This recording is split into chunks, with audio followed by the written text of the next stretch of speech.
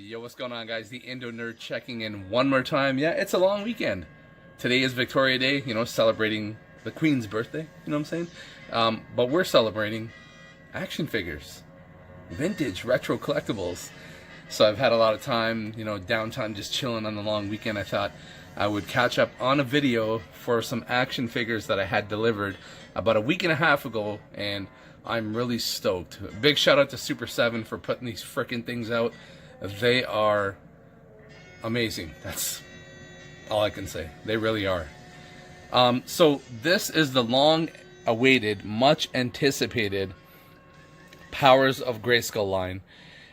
Now, the story goes that He-Man was troubled by some events from the Snake Men, and then, of course, from the Three Towers, which we know as the Eternia playset.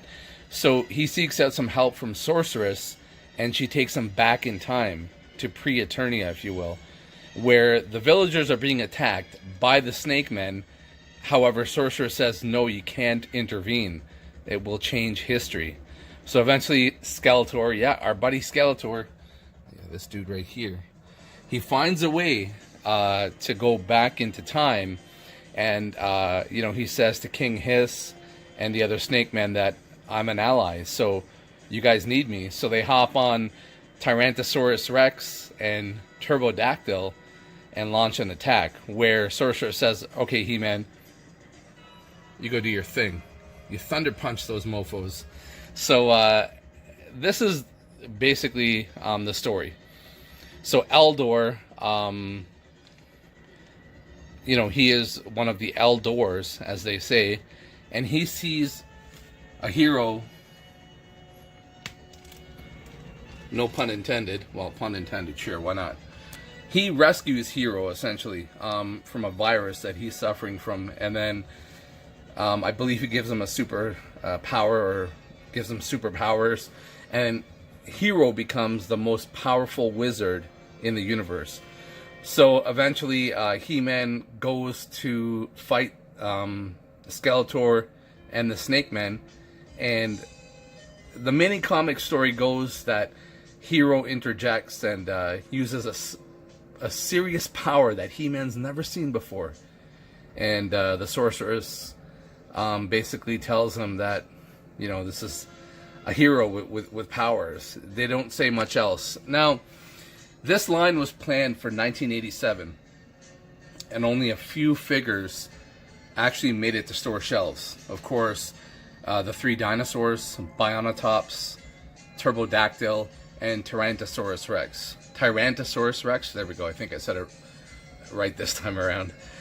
And then, of course, I believe over in Europe, I want to say, they saw the release of the giants, Titus and Megator.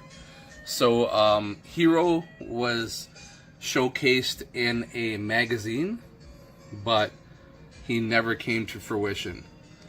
And when Super 7 announced that they were releasing Hero, he actually did not come with, I believe it's a metallic finish. I know there's a different word for it, but we'll just say metallic finish. Now, real quickly, I just want to show off Eldor. Sorry about the camera work here. I'm just trying to work with one hand, So, I know there's a joke in there somewhere. So, here's Eldor. Just want to show off this guy one more time. It comes with, I think it's like a sticker or something. And he's got his book, which has a few pages in it. Now, the back of the packaging is pretty cool as well. And here, let me show you why it's cool. So it gives us a story that Hero, responsible for transforming Gray into Hero, the most powerful wizard in the universe. And then it showcases the accessories that you get with Eldor. And look at this. I mean, they are basically giving us the card back that we should have received back in 1987 had this line actually gone forward, and the line did not fail, right? So again, you know, a big shout out to Super 7 for doing this. Never did we think we would actually see these two figures come to fruition and have them in our grasp. It's so nice to be, you know, actually holding and being the proud owners of Hero and Eldor. Like, it really is, for real. So, that's Eldor, guys. Really cool figure. And then, of course, Hero. Now, I mean, his card back, I have him set up there. I'm not really sure if I want to turn him around, but I'll try. I'll try for you guys. But, I mean, this figure is just freaking sweet. Like, take a look at this, man. Like, look at that logo. Unreal. Unreal. And the cape is actually pretty cool. It does move around the package, which is nice. I'm going to try to straighten it out if I can. And this, I mean, this card is like almost like double the size of one card. Or double the size, whatever you want to say, you know what I mean? So let's try to turn this bad boy around here. There we go. So this is the back of his card. Look at that. He's going up against Megator. Right. Now, what they originally had planned was, you know how they all, well, pretty much every Masters of the Universe figure had the waist action. His weapon opens up.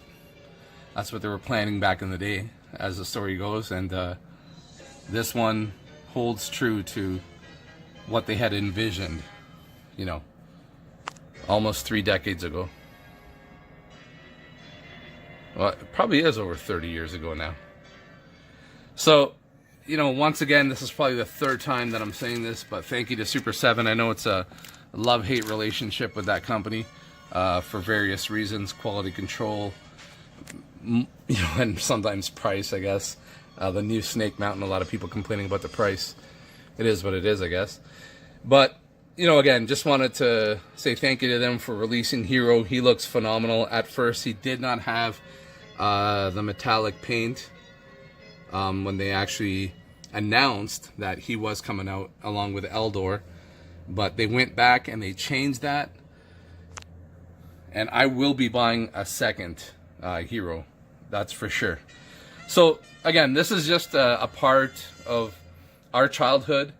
Back then when we were kids, we really didn't know, you know, anything about the Powers of Grayskull. At least here in Canada, we did not. Because by that time, Nintendo had taken over with the NES. And then, of course, Teenage Mutant Ninja Turtles just blew up. And that was our franchise, our cartoon, for at least the next 3 to 5 years before the Super Nintendo would come out, and, you know, etc., etc. So, unfortunately, you guys all know why the Masters of the Universe failed. You know, there's various people chiming in who have worked on the show, like such as when She-Ra came out, that boys felt abandoned. They thought, you know, quote unquote, they were being sold out. So then we started checking for other franchises, and the Ninja Turtles, you know, became the go-to, of course, right? So this was supposed to be a spin-off of the Masters of the Universe. It was pre-Eternia, and Hero would be the savior. And eventually he ended up dying, I think. That's how the story goes. So then, of course, he would alter history, and then the 3 towers, which was the Eternia place that held good, which would attach to Castle Grayskull, evil, which would attach to Snake Mountain, and then the middle portion represented both good and evil. So that's how the story went. So the Powers of Grayskull, guys. I do have an inbox Turbodactyl. It's pretty cool. You have Hero riding him. Interestingly enough, because Skeletor, when he went back in time, used Turbodactyl against the villagers and what have you, before He-Man and Hero stepped in. So thanks for tuning in, guys. I appreciate all the love. Just thought I'd showcase 2 amazing figures from Super 7. Please hit the subscribe, whatever you want to say, button. Hit the thumbs up, and I'll see you next video. Never stop collecting. The Indo Nerd out.